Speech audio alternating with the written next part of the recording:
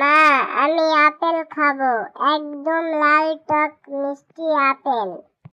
High রে আমার ছোট্ট মা, এখন কোথা থেকে আপেল আনবো? তোর বাবা গেলে বলবো নিয়ে আসবে। না না, আমি এখনই খাবো, এখনই। শোন মা, এই জঙ্গলে একটা ঘর আছে, লোকজন বলে সেখানে অনেক আপেল পড়ে থাকে। ও অভিশপ্ত ঘর। অভিশপ্ত মানে? ঘর আবার অভিশপ্ত হয় নাকি? যেই ঘরে আপেল খেতে যায় সে আর ফিরে না। আমি তো শুনেছি ওখানে একটা আয়না আছে যা কাউকে লুভি দেখলে ফাঁদে ফেলে। ভয় পেলে তো কিছুই হবে না, আমি যাব। কেউ না গেলে এই না যে আমি যাব না।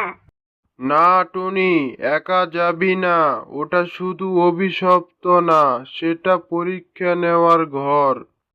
আমি কাউকে বলবো না, চুপি চুপি গিয়ে একটা আপেল আনবো, তাতেই আমার খিদা মিটবে।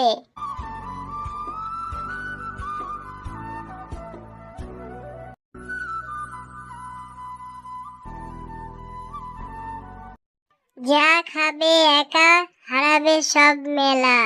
ধুস, কবিতা দিয়ে ভয় দেখাচ্ছে, আমি এক কামড়েই খাবো। হাই, দরজা বন্ধ কে করলো? লোভ করলে বন্দি, ভাগ করলে মুক্তি।